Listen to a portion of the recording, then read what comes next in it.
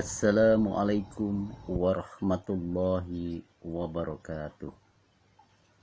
Alhamdulillahilladzi arsala rasulahu bil huda wa dinil haqq liyudhhirahu 'ala dini kullihi wa kafa billahi syahida.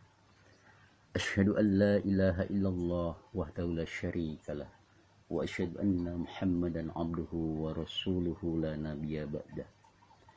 Allahumma sholli wa sallim ala Muhammad wa ala alihi wa ashabihi ajma'in, amma ba'd.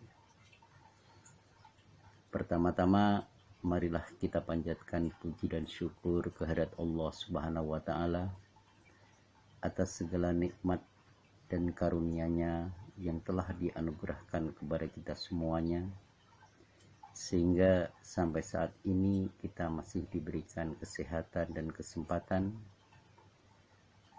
untuk senantiasa beribadah kepada Allah Subhanahu wa taala. Salawat teriring salam semoga terlimpah kepada junjungan kita baginda Nabi Muhammad sallallahu alaihi wasallam, juga kepada keluarganya, para sahabatnya, para pengikutnya hingga akhir zaman nanti. Anak-anakku yang Bapak cintai dan Bapak banggakan, santriwan santriwati DTA At-Taqwa, mengawali pembelajaran tahun pelajaran 2021-2022 ini. Di sini Bapak akan menyampaikan materi tentang surat Al-Kautsar. Surat yang paling pendek yang terdapat di dalam Al-Quran. Surat yang diturunkan kepada Nabi Muhammad SAW, yang menjelaskan tentang kabar gembira, anugerah yang mulia, dan pemberian yang agung dari Allah Subhanahu wa ta'ala kepada Nabi Muhammad SAW. Saat Nabi Muhammad SAW terjaga dari tidur ringannya di Masjid Nabawi, saat itu beliau berada di tengah-tengah para sahabatnya. Beliau tersenyum gembira karena mendapatkan kabar yang menyenangkan. Para sahabat menangkap kesan bahagia dan kegembiraan dari raut muka baginda Rasulullah SAW. Pada saat itu beliau telah menerima wahyu berupa surat pendek dalam Al-Quran, yakni surat Al-Kautsar, yang tentu saja anak-anakku semuanya sudah hafal. Allah Subhanahu wa ta'ala berfirman dalam surat Al-Kautsar ayat 1. A'udzu billahi minasyaitonir rajim. Bismillahirrahmanirrahim. Inna a'tainakal kautsar. Sesungguhnya kami telah memberikan kamu nikmat yang banyak. Pada ayat pertama ini ada beberapa tafsiran tentang makna Al-Kautsar. Jika dalam konteks Allah berfirman kepada Nabi Muhammad SAW, Al-Kautsar di sini bermakna telaga di surga yang diperuntukkan kepada Nabi Muhammad SAW dan juga umatnya kelak di akhirat. Dan juga ada pendapat yang mengatakan telaga Kautsar ini nanti disediakan pula setelah umat Islam masuk ke dalam surga. Tidak semuanya umat Islam masuk surga. Hanya umat Islam yang senantiasa ittiba dan mengikuti ajaran Nabi Muhammad SAW yang akan menikmati telaga Kautsar ini. Sedangkan umat Islam yang tidak beragama sesuai dengan sunnah Nabi Muhammad SAW dan cenderung untuk menentang ajaran Nabi Muhammad SAW, mereka tidak berhak untuk mendapatkan telaga Kausar ini. Kemudian dalam konteks secara umum, Al-Kausar di sini bermakna nikmat yang banyak yang diberikan oleh Allah kepada hamba-hambanya. Anak-anakku sekalian,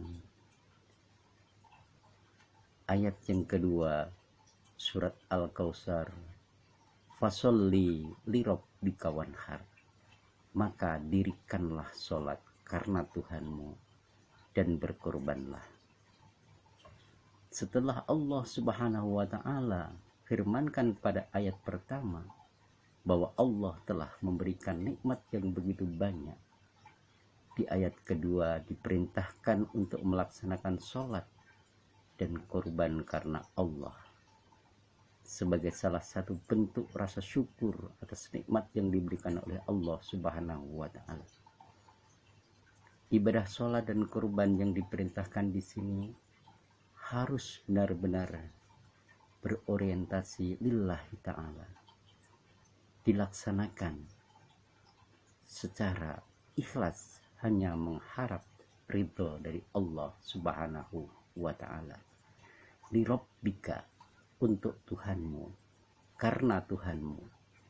Semua ibadah, bahkan semua perbuatan kita di dunia ini semestinya berorientasi karena Allah Subhanahu wa ta'ala.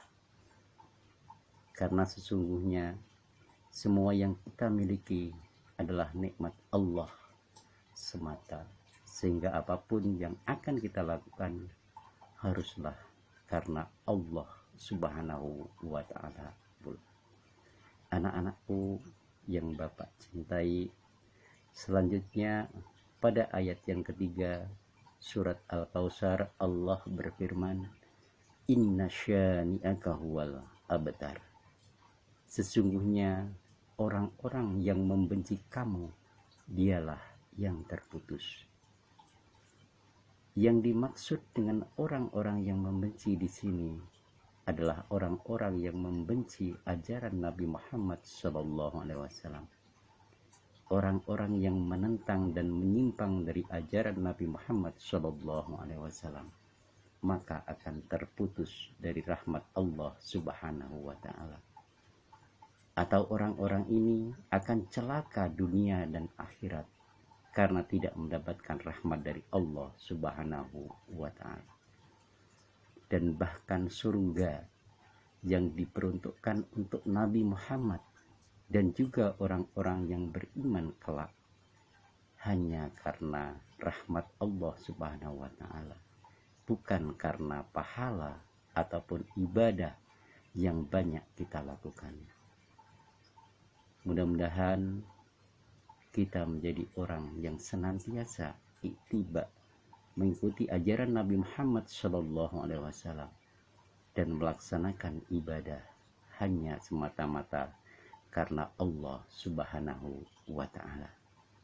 Dan yang terpenting dari surat Al-Kausar ini ada pesan, kita diperintahkan untuk melaksanakan sholat dan berkorban karena Allah Subhanahu wa ta'ala.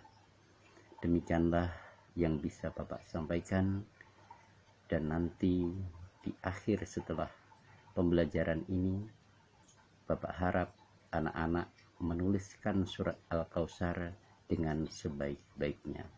Billahi taufiq wal hidayah. Wassalamualaikum warahmatullahi wabarakatuh.